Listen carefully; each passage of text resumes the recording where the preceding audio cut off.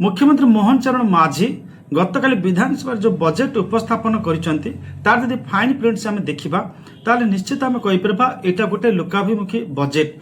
जदि जना पड़ूना जे ए बजेट रे किसी फ्री बीज दि जाए तथापि बजेट रे एमती व्यवस्था अच्छी जोटाक सामाजिक सुरक्षा अनेक वर्ग को प्रदान कर at the same time Etah Madhya Bharatiya Janata party गोटे भोट कैचर हम आसंता पंचायत निर्वाचन रे। तो प्रथम देखा जो सोशल सिक्योरिटी कथा कहुई वयस्क पुरुष महिला मानू जो व्यक्ति माने 60 वर्ष ऊर्ध बयस पहुँचुते एवं ओल्ड एज पेंशन वार्धक्य भत्ता से माने योग्यता हासिल करते से दि जा पारु नथिला। जड़े कहीं वृद्ध व्यक्ति मृत्यु हेले से जगार गोटे जी आपंकर वेटिंग लिस्ट रे था जन को इनक्लूड करा यहाँ गोटे कहीपर this was completely denial of social justice. तो से जगह मुख्यमंत्री 6 लाख एभली हिताधिकारी को सीधा सड़क जोड़ाई चेष्टा कर भत्ता पाइबे निश्चित भाव में they will become the supporters of Mohan माझी गवर्नमेंट बा आसंता निर्वाचन में बीजेपी सरकार को निश्चित भाव में समर्थन करेंगे गोटे यहाँ गोटे जल जल जना पड़ी। द्वितीय कथा जो मुख्यमंत्री कन्या सुमंगल योजना घोषणा कर जो थे कि 15,000 आप 10,000 टंका प्रथम डिपोजिट करा 20,000 टंका डिपोजिट करा जड़े झील ना विकर सेक्शन जे रही सामाजिक आर्थिक दुर्बल स्तर सेटा सेविंग्स आकार संचय आकार डिपोजिट करा सी जो ग्रेजुएशन पास कर सेते बेलू ताको 1,01,01 टंका ताको गोटे राशि दिया प्रदान करा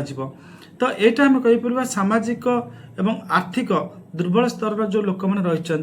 जहाँ घर झीटी अच्छी से बर्तमान झीटी को पाठ पढ़ाई साहस करेंगे तार माने स्नातक सी हम ग्रेजुएशन कोर्स कर 3 वर्ष जब से पाठ पढ़ुची ताहले से सीधा सड़क आपणकर योग्यता हासिल कर 1,00,000 टंका पाइबापी यही वर्गर लोक मैंने मुख्यमंत्री सहित बीजेपी सहित छिड़ा हेबे निर्वाचन रे। आ गोटे कथा देखा जे जो भाई भाव में आपंकर प्रोग्राम एक्सपेंडिचर कार्यक्रम व्यय वृद्धि घटी से आपंकर रास्ता घाट ब्रिजेस इत्यादि निर्माण हम ताहा परोक्ष भाव में जॉब जेनेट कर ओडिशा रे शिल्प संस्था सीमेंट शिल्प हो आपणकर स्टील इंडस्ट्रीज हो आपको गोटे प्रकार आगक नवाक सहायक हम एवं ता छड़ा आप देखिए जो भाई MGNRGA एवं प्रधानमंत्री आजीविका मिशन ने जो आपणकर अर्थ अधिक व्यवहार करा ग्रामांचल लोक मानू निजुक्ति सृष्टि करने सहित स्थानीय अंचल से भारतीय जनता पार्टी सपक्ष में परोक्ष गोटे समर्थन देवाई प्रेरित कर। तो सामग्रिक भाव जब देखा ताहले ए बजेट रे जहाँ किसी व्यवस्था रही कृषि क्षेत्र हो शिल्प क्षेत्र हो शिक्षा क्षेत्र हो ताको गोटे वर्तमान जो स्टेज अच्छी ऊपर स्टेज को नापी व्यवस्था अधिक व्ययबराद सहित एमती व्यवस्था जो गुड़ाक से डिपार्टमेंट गुड़ाक एफिशिएंटली कार्य करें। सबुठ बड़ कथा हूँ मुख्यमंत्री कहते जे सरकार लक्ष्य रखिंट बजेट व्ययबराद होता अर्थर 90% पाखापाखि खर्च करेंगे जदि से सफल हमें तार आसंता वर्ष जो पंचायत निर्वाचन होगा जाऊँगी से भारतीय जनता पार्टी भल करवा सुनिश्चित।